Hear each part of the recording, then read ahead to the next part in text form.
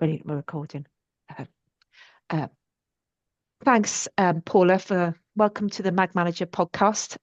Today I'm joined by Paula Thomas, who runs Today Publications, a well-established group of community magazines with 5 titles across Tick Hill, Rossington and Bawtry. Paula is deeply involved in the community she serves. Alongside publishing, she's a local councillor involved in Doncaster Rotary, supports Tick Hill Community Connections and Tick Hill and District Lions, and last year won Self-Employed Person of the Year at the Doncaster Chamber Awards. You're busy. I am busy. Yes. I'm not actually part of Doncaster Rotary, but the rest of it was all correct. Okay, good. Today we're talking about building a truly community-led magazine business, how Paula balances publishing with community roles, how she sells and sustains her titles, and what the future looks like. Paula, welcome. It's lovely to have you on. Oh, thank you for inviting me. So let's start off. How did you first get into publishing and start Today Publications? The same way that a lot of other people did. I came across a little advert in a magazine that said for women who'd like to earn full-time money working part-time hours. And it was early days of internet. I had to go on the dial-up and took a look at the website, read through all the information about starting up a magazine and the background to the people that were already doing it and things, and thought I could do that. I'd got 3 small children. I just moved to Tick Hill, returning to Tick Hill after being away for 15 years. So I'd grown up in Tick Hill.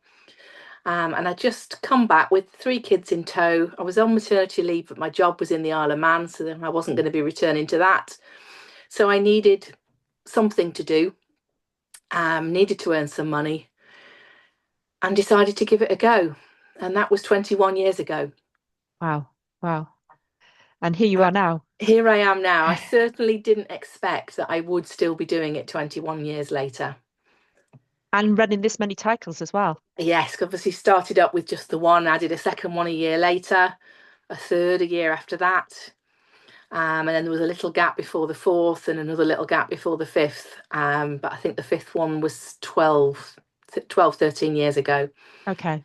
So it felt in the first few years like just as I was getting comfortable with one and the workload and what was involved, then I'd add another one in and just double things up a little bit. Keep doing it. Yeah.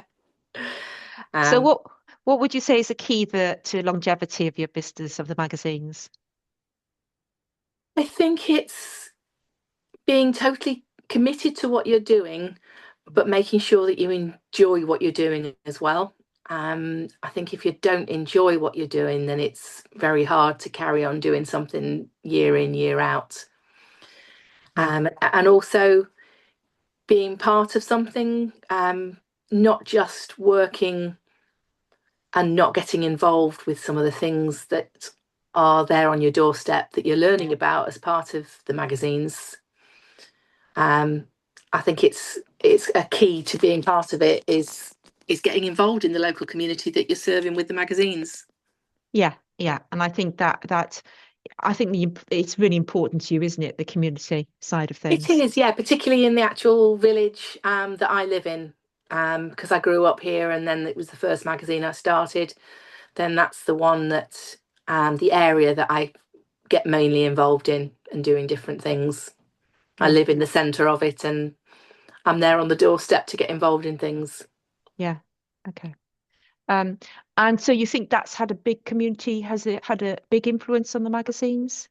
Yes, I think it has, because my magazines are very much community magazines. There is a lot of content in there each month that comes directly from members of the community, different groups, whether they're social groups or more formal groups, churches, schools, charities, library.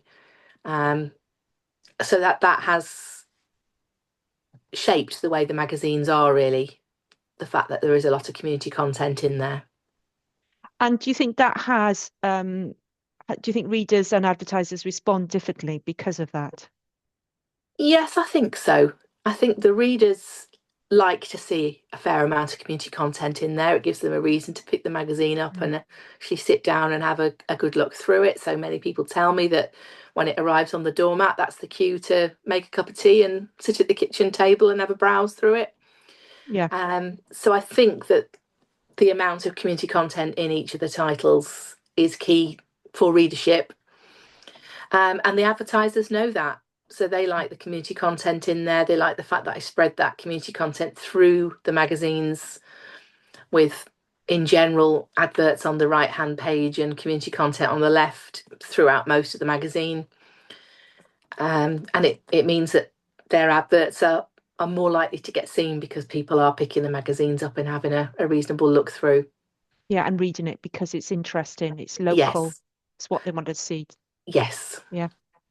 And what do you and do you think that's part of the motivation that keeps you still involved with all the community side of things?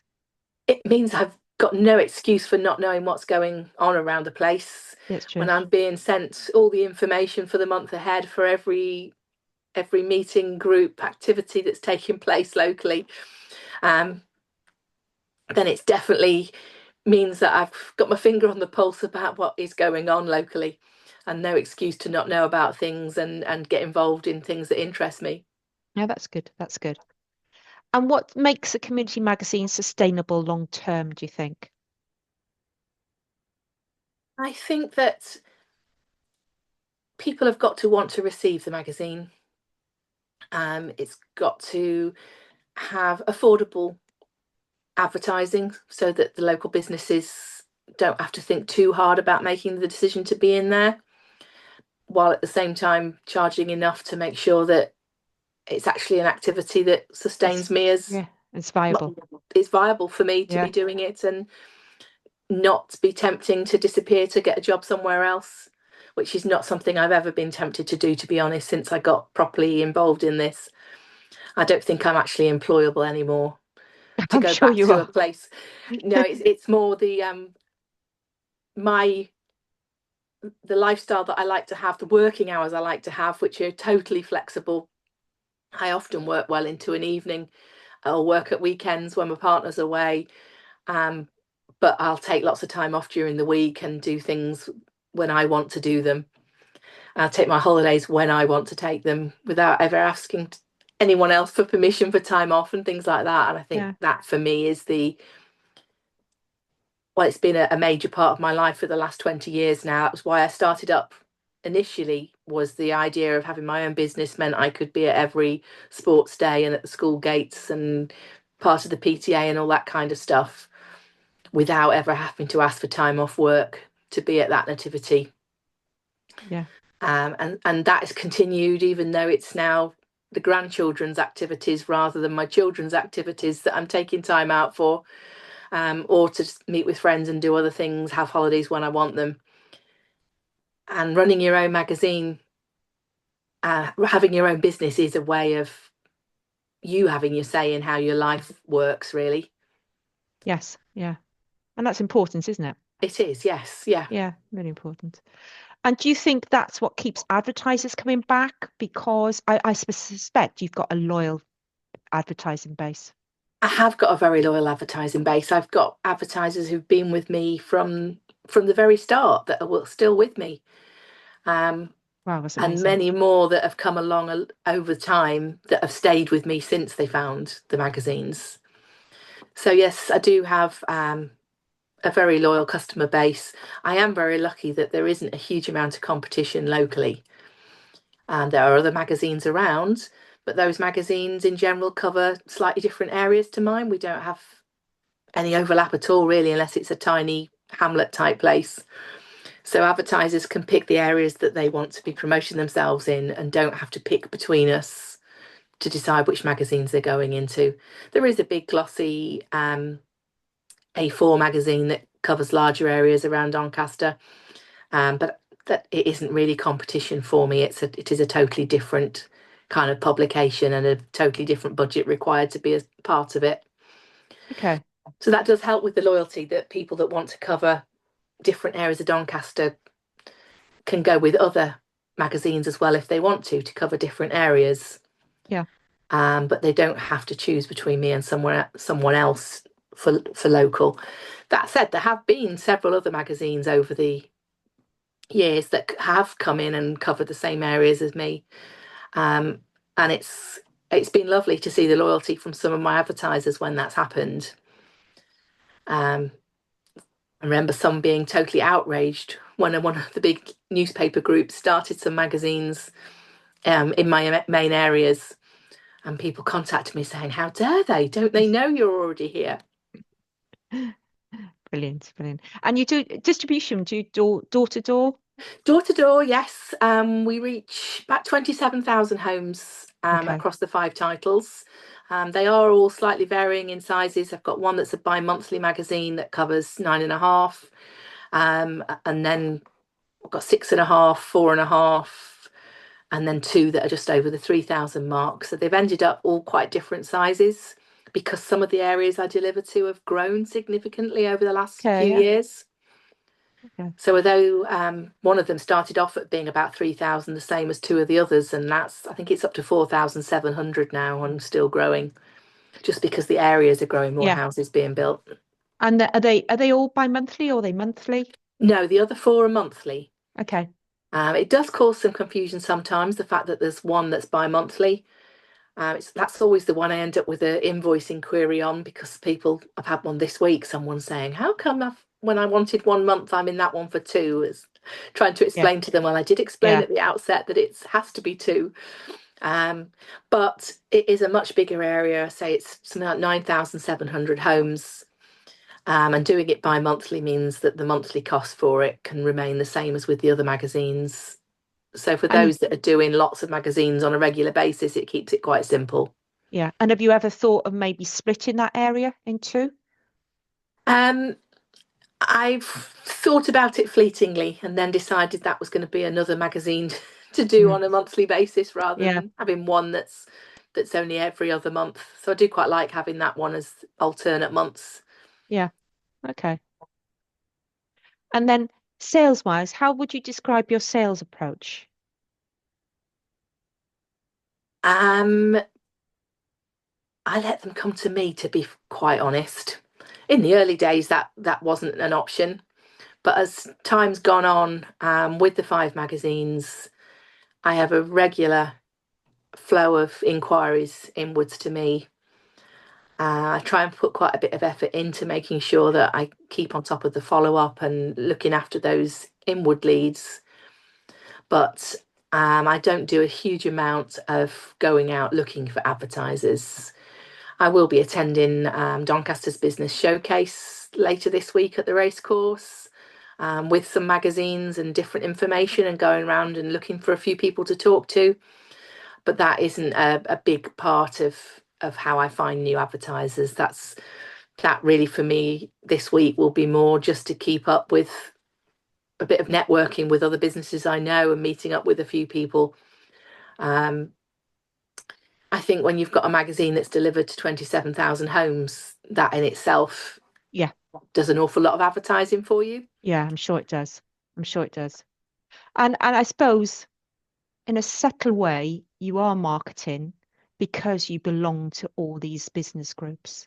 So Yes. people know about you. And if somebody says, oh, well, I've got a new business, or I'm doing this, or I've developed something. So other people will say, oh, speak to Paula. Yeah, and being part of Yeah. Doncaster Chamber, while I don't do a huge amount with the chamber, I do a few things. They asked me to actually host an event, a women in business event last year. So I had a panel of 4 people with myself as kind of part of the panel, but being the host for the session. Yeah. And that got Brilliant. me in front of a number of other businesses and meeting other people that now know what I do. And even the Self-Employed Person of the Year award last year, the reason I would never really have considered putting myself forward for an award like that, but it was 20 years last year. I looked at the list of different awards available and thought, oh, let's just go for it. Yeah, yeah. Never expecting to win, was thrilled to be shortlisted. And then on the night, actually, when my name was announced, I was totally and utterly shocked. But it is, in a way, it is a form of promotion. It's a Yeah, it way, is. there were over 800 people in that room that night. Yeah. Yeah. Um, and then the follow-up social media and things that I've done and the chamber have done on the award winners and things. So it's just another way of making sure that I'm known locally, really. Yeah. Yeah. And it's a nice way to do it because it's more of a softly approach, isn't Yes. it? You're Yes. not ringing up people all day long kind of thing. People are coming to you, but you're also doing all that community service and it's coming back to you, Yes. you know. Yes. So many of the people that come to me, um, they've either seen the magazine somewhere or someone's told them about the magazine, or they're just aware of the magazines being in the area and it being a good way to reach people locally, really. Yeah, brilliant, brilliant. Um, the other thing is, how do you manage production and bookings each month? How does that all come together? Because it's quite a lot of work, isn't it? It is, yes. Well, obviously, MagManager plays a huge part in that. Um, One of the best decisions I made some years ago was to start to do more automation of how things work. It's made a massive difference to me. I don't think I could be now running 5 different magazines the way I do if I didn't have a system that allowed me to book everybody in, do all my flat planning within the system, do all my invoicing from it. It makes such a difference. When I look back at how I used to do things using spreadsheets, a big folder with every customer having a sheet of paper that said when what booking they'd got, when, and I'd have to go through that doing my invoicing, checking who was due for that quarter's invoices. Now being able to invoice everybody each month pretty much at the click of a button. I mean, it's not much more than that to do a complete set of invoices, and get them out to people. It's life changing, really, in terms of magazine production compared to the very non-automated way of doing things in the early days. Thank you.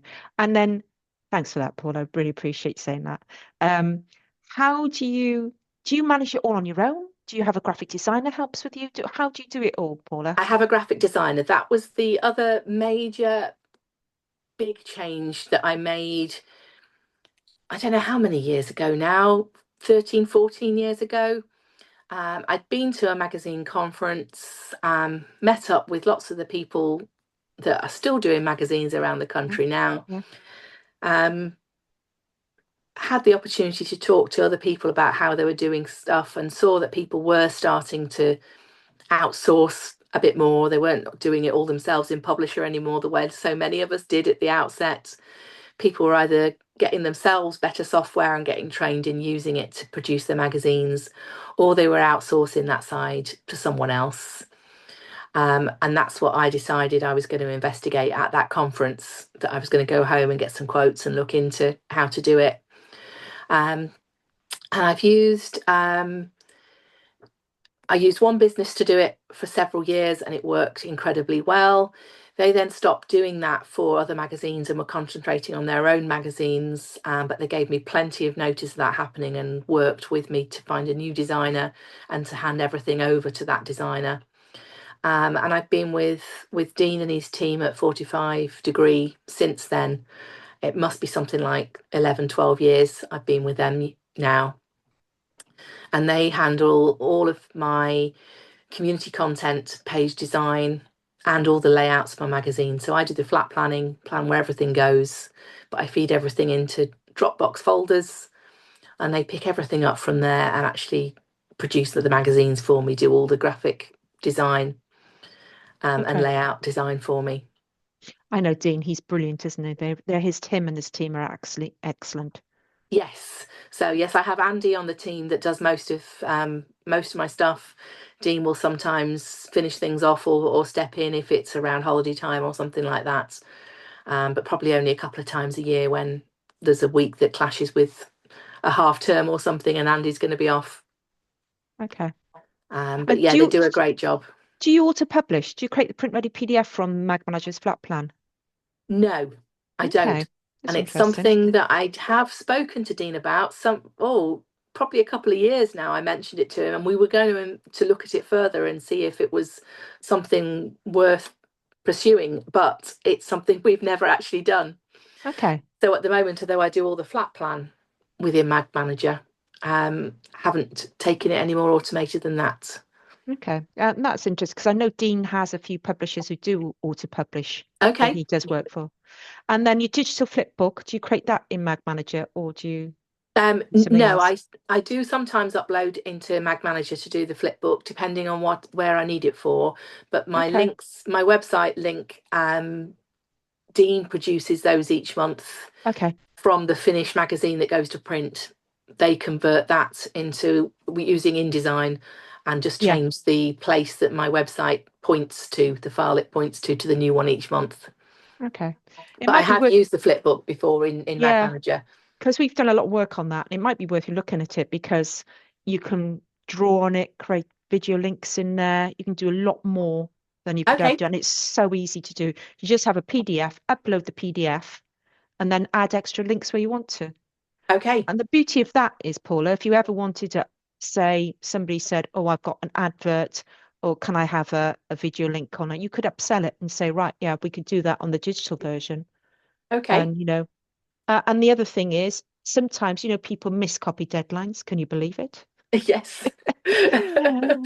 But having it in Mag Manager, if you upload your PDF, you can actually choose to to actually change one page in that. Okay, So if you've got a flat plan, say 32-page magazine, and somebody says, "Oh, I've gone to print, oh, wrong, it's a wrong copy," or something like that, or "Can you do something different in that?" You can say, "Actually, I can do that with a digital one," and all you need to do is just change that one page. It doesn't okay. impact anything else. It's really easy to do. So, if ever that comes up, let us know. We can help you Yes, do okay, that. yeah. Yeah, Perhaps I'll take a bit more of a look at that now, yeah. yeah. Um, so what does the future look like for Today Publications? For me, it's not really about growth, about having further magazines. It's really about continuing to strengthen the ones I've got, to make sure that I don't let them um, slip at all, that they remain as strong as they are currently. Okay.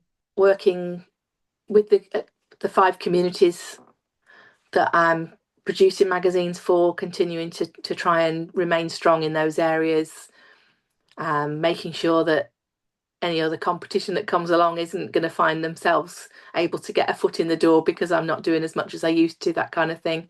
Yeah. So I am making sure that my attention is turned to keeping all the magazines that I've got as strong as they are, but while still trying to reduce the amount of hours that I spend over the course of a month doing it.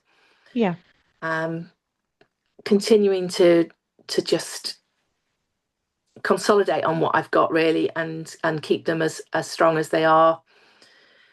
Of course, we'd all like to continue to try and make more money out of the magazines that we've got, while working fewer hours. Isn't that everybody's Yeah, it is. goal? Exactly. Yeah. Particularly at this stage, in my 50s, I'm not ready to give up yet.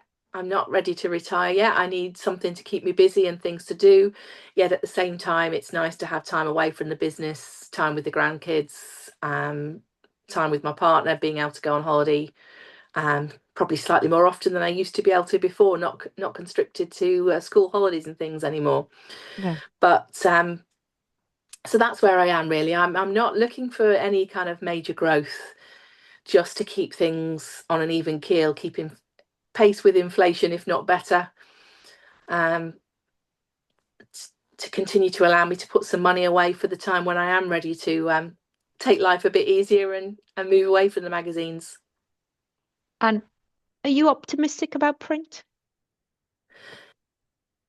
Yes, I am really. People still seem to love receiving that print magazine through the letterbox.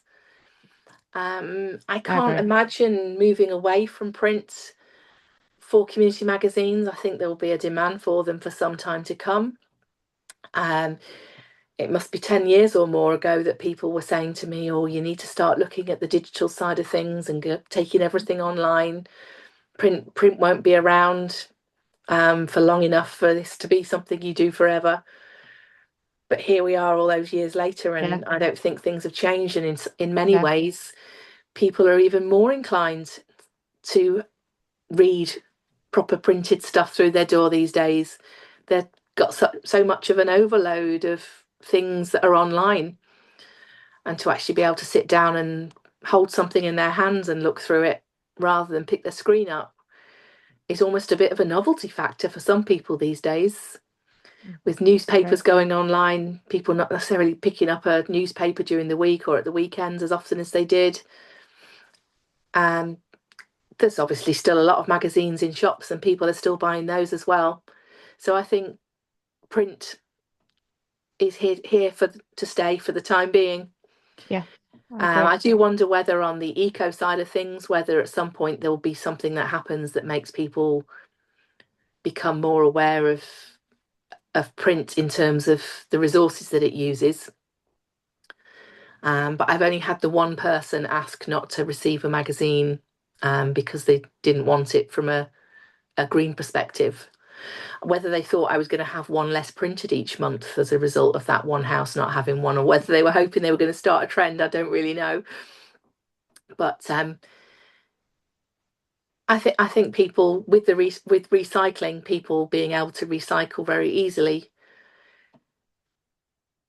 there aren't yet many people that would say they wouldn't receive something printed through the letterbox. Yeah, So hopefully we've all got a good few years yet. yeah, yeah, I agree.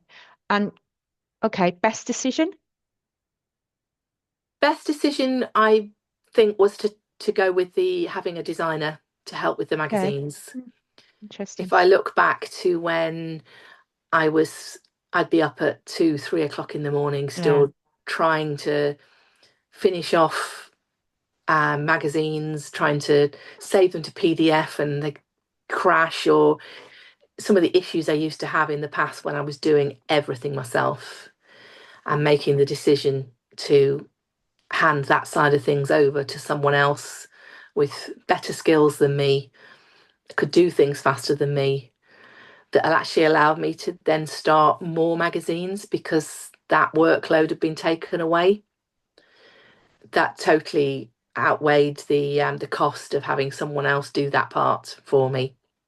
yeah, yeah, So I think over the 20 plus years now I've been doing it, the decision that to get other people involved and have other people do parts of it for me, I think that's the best decision You to have been focus on able the to stuff, carry on. you focus on the stuff that you're good at then. Yes.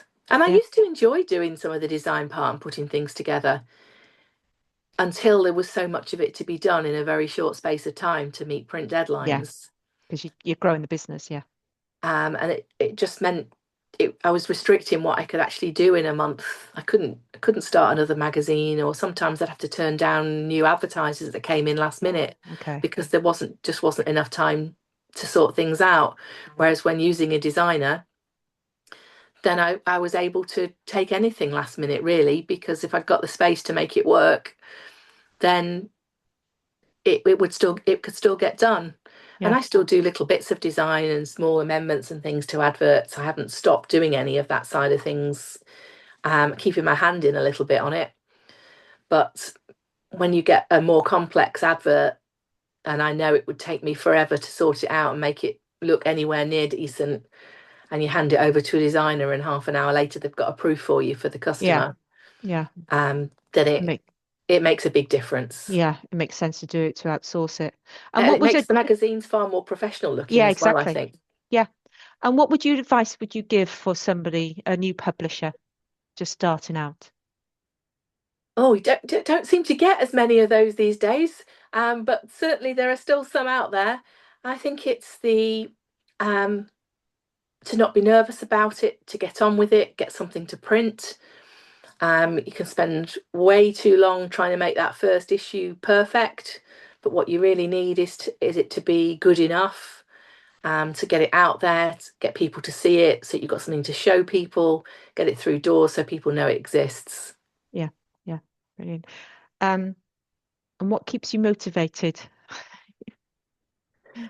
Oh, I think there's a number of elements to it, um, but people telling me what it means to them, the That magazine, must be, yeah, yeah, is a great motivator. When someone actually tells you how they found a community group or a club or a society, or those clubs and societies tell me how they've got new members because of what the magazine's done for them. A couple of times over the last year, I've had an email from the Samaritans telling me that thanks to the advert they have in the magazines, they've now got a new volunteer training with them.